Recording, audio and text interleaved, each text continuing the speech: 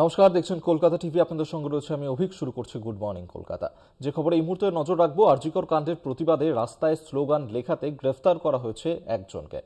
যাদবপুর বাসস্ট্যান্ডের সামনে সশস্ত্র বিপ্লব চাই এই লিখেছেন তিনি, এবং যার কারণেই তাকে গ্রেফতার করা হয়েছে। শিল্পী চয়ন সেনকেই গ্রেফতার করে যাদবপুর থানার পুলিশ, এবং একজনকে গ্রেফতার করেছে পুলিশ। সশস্ত্র বিপ্লব চাই এমনটাই কিন্তু লিখেছেন তিনি। আরজিকর কাণ্ডের প্রতিবাদে রাস্তায় স্লোগান লেখাতেই গ্রেফতার করা হয়েছে একজনকে। যাদবপুর বাসস্ট্যান্ডের সামনে সেখানেই তিনি লেখেন যে সশস্ত্র বিপ্লব চাই। সেই লেখার ছবি আপনাদের সামনে আমরা দেখাচ্ছি, যেখানে শিল্পী চয়ন সেন তিনি এই লেখা লিখেছিলেন সেখানে, এবং তারপরেই গ্রেফতার হতে হয় তাকে। যাদবপুর থানার পুলিশ তাকে গ্রেফতার করেছে। যাদবপুর বাসস্ট্যান্ডের সামনে তিনি এই লেখা লিখেছিলেন যে বিপ্লব চাই।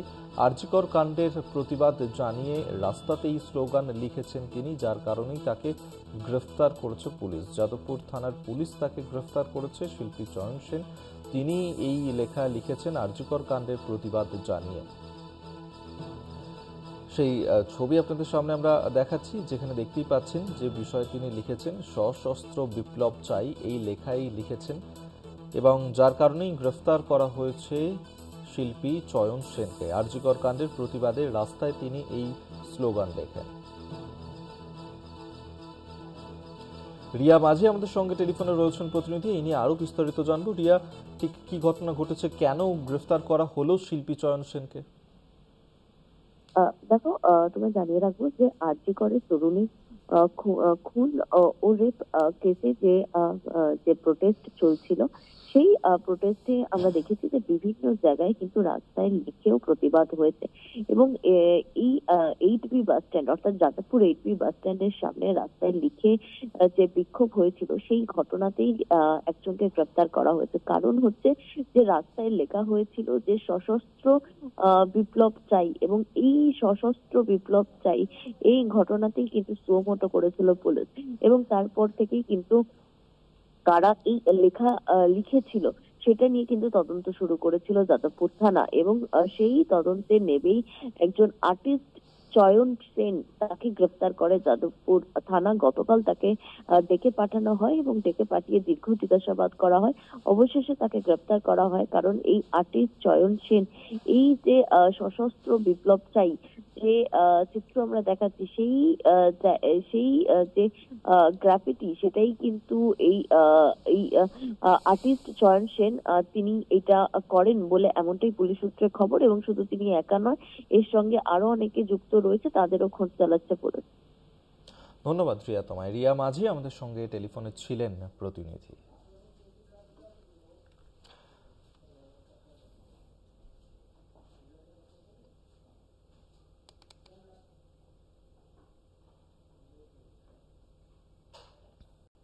আজ এসএসসি মামলার রায় রয়েছে সুপ্রিম কোর্টে। 26,000 এসএসসির পরীক্ষার্থী ভাগ্য নির্ধারণ হবে আজ। ছাড়াই বাছাই করে আদেও যোগ্য প্রার্থীকে নির্ধারণ করা সম্ভব কিনা উঠছে সেই প্রশ্নই। 26,000 চাকরি প্রার্থীর পুরো প্যানেল কি বাতিল করা হবে, নাকি কিছু লোককে আলাদা করে যোগ্য হিসেবে বিবেচনা করে চাকরি দেয়া হবে? বৃহস্পতিবার সকাল 10:30 পর্যন্ত অপেক্ষা রয়েছে সেই জবাবেরই।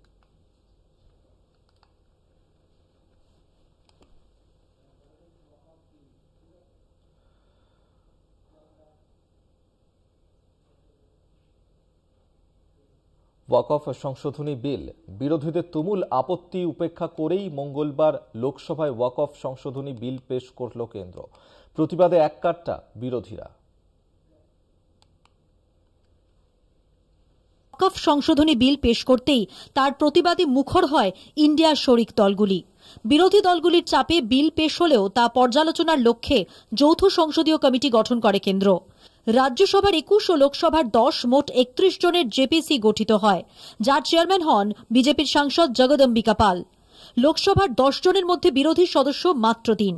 স্বভাবতই জেপিসির বৈঠকেই বিরোধী মত দুর্মুশ করে বস্তুত একতরফাভাবে ফের বিলটি এদিন লোকসভায় পেশ করেন সংখ্যালঘু বিষয়ক মন্ত্রী কিরেন রিজিজু।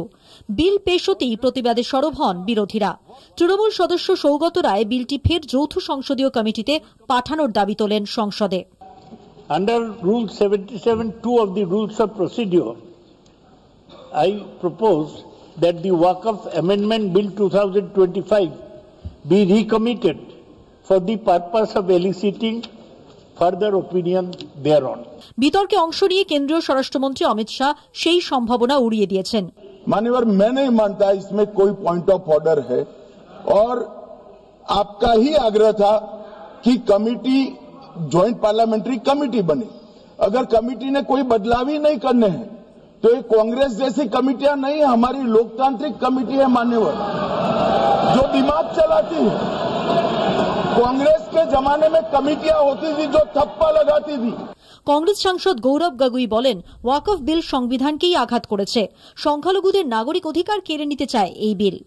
इस बिल के द्वारा 4 इनके मूल उद्देश्य। पहला मूल उद्देश्य है कि संविधान को कमजोर करना, to dilute the constitution.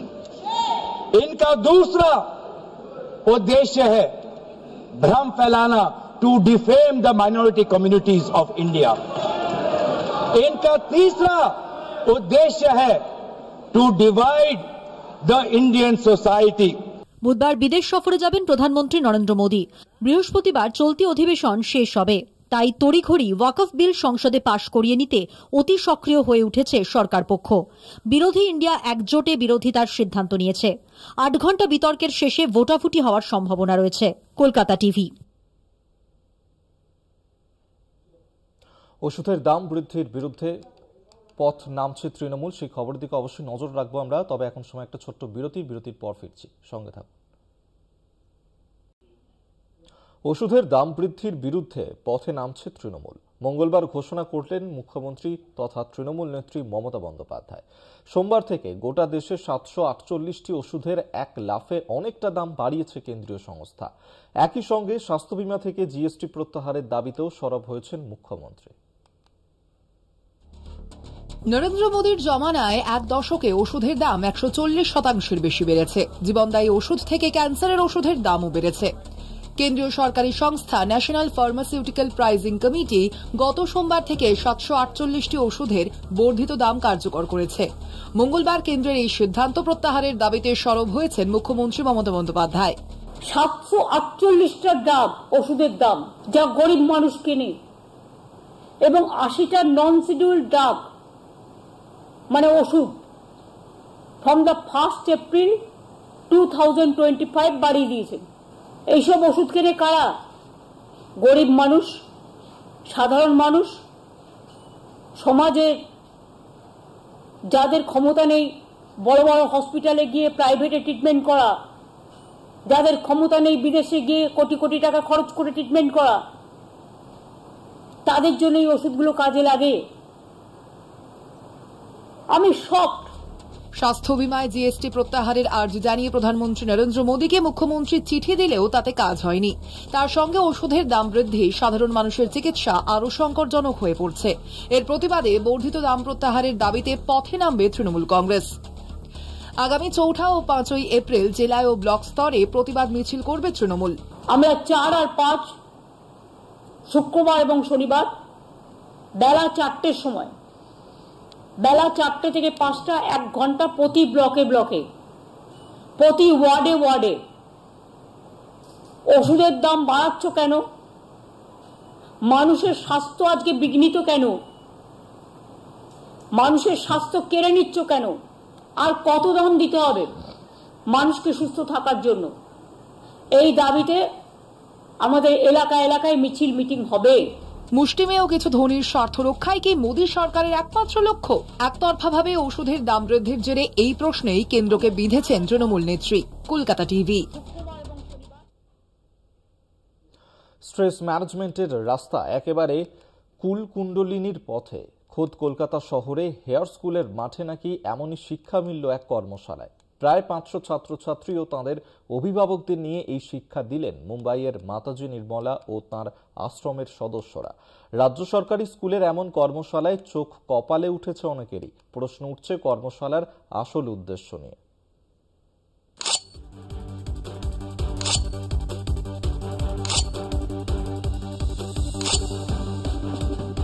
Anger control, stress management আজকের দিনে অত্যন্ত গুরুত্বপূর্ণ।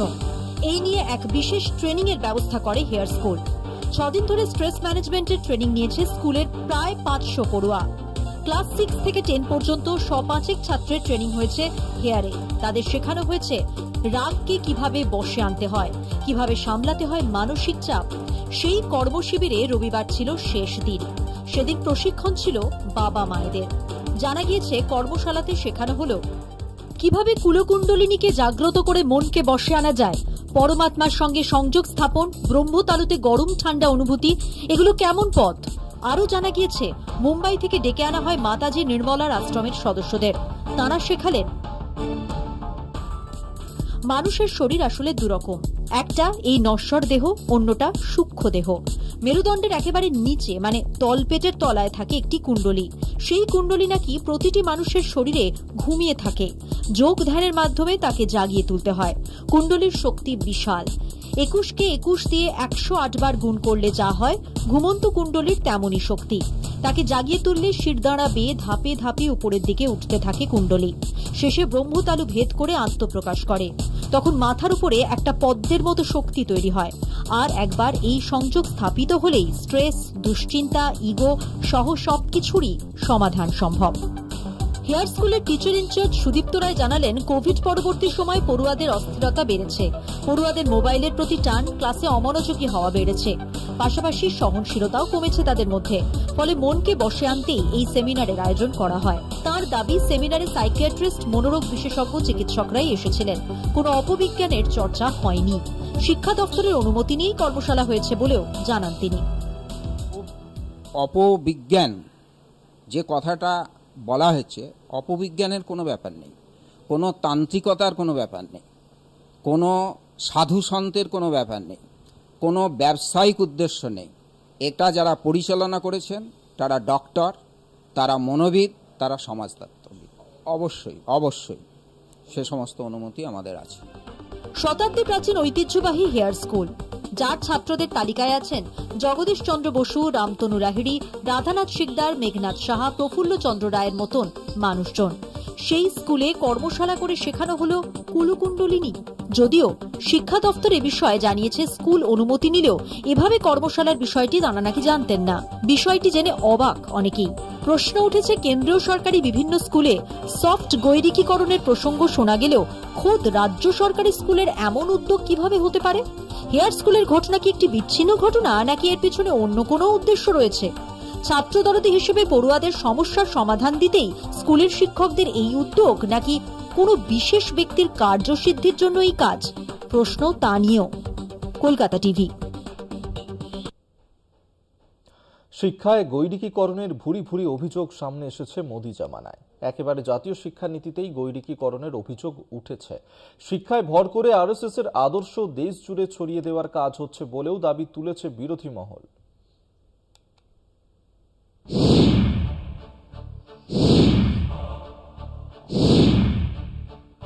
2014 সালে বিজেপি নেতৃত্বাধীন এনডিএ সরকার ক্ষমতায় আসার পর থেকে জাতীয় শিক্ষানীতিতে গৈরিকীকরণের ছায়া পড়ে।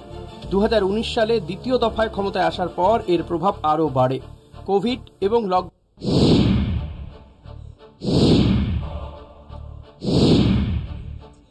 2014 সালে বিজেপি নেতৃত্বাধীন এনডিএ সরকার ক্ষমতায় আসার পর থেকে জাতীয় শিক্ষানীতিতে গৈরিকীকরণের ছায়া পড়ে। 2019 সালে দ্বিতীয় দফায় ক্ষমতায় আসার পর এর প্রভাব আরও বাড়ে। কোভিড এবং লকডাউনের ধুয়ো তুলে সংসদকে এড়িয়ে নয়া জাতীয় শিক্ষানীতি চালু করে দেয় মোদী সরকার। এই শিক্ষানীতির বিরুদ্ধে কেন্দ্রীয়করণ, বাণিজ্যিকীকরণ, সাম্প্রদায়িকতার অভিযোগ তোলা হয়। শিক্ষানীতির মাধ্যমে আরএসএস প্রভাবিত শিক্ষা ব্যবস্থা চালু করার চেষ্টার অভিযোগ ওঠে মোদী সরকারের বিরুদ্ধে। হিন্দুত্বের ধুয়ো তুলে আরএসএস বেশ কিছু বিদ্যালয়ের চেন তৈরি করে। তাদের একটি হল সরস্বতী শিশু মন্দির। স্কুল শিক্ষায় হিন্দুত্বের ভাবনা ছড়ানোই এই স্কুলগুলির উদ্দেশ্য। আগে শিক্ষা রাজ্যের তালিকাভুক্ত বিষয় থাকলেও জরুরি অবস্থায় এটি যৌথ তালিকাভুক্ত করা হয়। মোদী আমলে শিক্ষায় রাজ্যের গুরুত্ব একেবারে তলানিতে এসে ঠেকেছে। বৈচিত্র্যের মধ্যে ঐক্যই ভারতীয় সত্তার মূল মন্ত্র। নয়া শিক্ষানীতিতে সেই জাতীয় চরিত্রকেই কুঠারাঘাত করার অভিযোগ উঠেছে। নতুন সিলেবাসের নামে শিক্ষায় গৈরিকীকরণের চেষ্টার অভিযোগ উঠছে। গত 1 বছরে শিশুদের উপরে চাপ কমানোর নামে সিলেবাস বদলের অভিযোগ উঠেছে বারবার। ইতিহাস বই থেকে বাদ পড়েছে মুঘল আমল, গান্ধী হত্যা, আরএসএস এর নিষেধাজ্ঞা সহ এই ধরনের বিভিন্ন বিষয়। এছাড়াও স্কুলগুলি কেন্দ্রীয় সরকারের নানা কর্মসূচি পালনের চাপ বাড়ানোরও অভিযোগ উঠছে। একই সঙ্গে বাস্তু, জ্যোতিষের মতো বিষয়গুলিকেও ঢুকিয়ে দেওয়া হচ্ছে সিলেবাসে। ফলে গত এক দশকে শিক্ষায় গৈরিকীকরণের বিভিন্ন অভিযোগের পাহাড় জমেছে দেশ জুড়ে। বিজেপি এবং সংঘের উদ্দেশ্য সাধনে শিক্ষার এই ব্যবহার ভয়ানক প্রভাব ফেলতে পারে বলে মনে করছে ওয়াকিবহাল মহল। কলকাতা টিভি।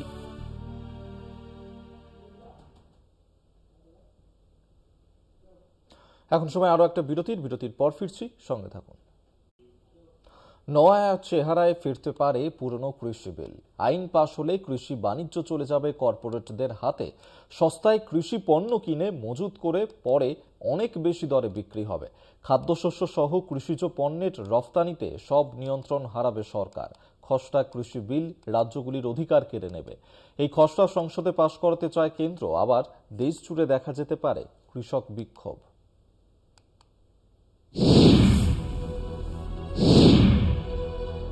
টানা 18 মাস 3 কৃষি আইনের বিরোধিতায় কৃষকদের রুদ্র রূপ দেখেছিল দেশ।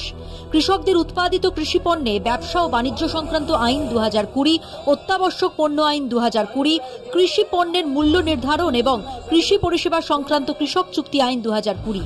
এই 3 কৃষি আইন প্রণয়নের পরই মোদী সরকারের বিরুদ্ধে আন্দোলনে নামেন কৃষকেরা। কৃষকদের যুক্তি ছিল, দেশের কৃষকদের মেরুদণ্ড ভেঙে দেবে এই আইন। বিক্ষোভ, সংঘর্ষ, মৃত্যু মিছিলের পর কৃষক আন্দোলনের জয় হয়। 19 নভেম্বর 2021 সালে আন্দোলনের চাপে পড়ে নতি স্বীকার করেন প্রধানমন্ত্রী নরেন্দ্র মোদী। 3টি বিতর্কিত কৃষি আইন প্রত্যাহার করা হয়। চলতি বছরের জানুয়ারিতে নতুন কৃষি আইনের খসড়া প্রকাশ করেছে কেন্দ্র। নতুন আইনের নাম national policy framework on agricultural marketing. ফের নয়া বিল নিয়ে তীব্র বিরোধিতা কৃষক সংগঠনগুলির। তাদের দাবি, এই বিল আগের আইনগুলির থেকেও খারাপ। আইন পাশ হলে কৃষি বাণিজ্য বেসরকারি কর্পোরেটদের হাতে চলে যাবে। সস্তায় কৃষি পণ্য কিনে মজুত করে পরে অনেক বেশি দরে বিক্রি হবে। খাদ্যশস্য সহ কৃষিজ পণ্যের রফতানিতে সব নিয়ন্ত্রণ হারাবে সরকার। কৃষক মান্ডিগুলো উঠে যাবে। কর্পোরেটদের দয়ায় বাঁচতে হবে কৃষকদের। নতুন খসড়া বিল আইনে পরিণত হলে তার রাজ্যগুলির অধিকার কেড়ে নেবে। একটা আন্দোলনে শেষ হয়নি কৃষকদের অগ্নিপরীক্ষা। ফের কৃষক বিরোধী আইনের তোড়জোড়, ফের আন্দোলনের দিকে ঠেলে দেওয়া। কৃষকদের দাবি উড়িয়ে আবার খসড়া সংসদে পাশ করাতে চাইছে কেন্দ্র। যদি এই বিল পাশ হয় তাহলে ফের দেশ জুড়ে বিক্ষোভে নামতে পারেন কৃষকরা। Kolkata TV. Good morning Kolkata এই পর্যন্তই। দেখতে থাকুন কলকাতা টিভি, রাত দিন 7 দিন।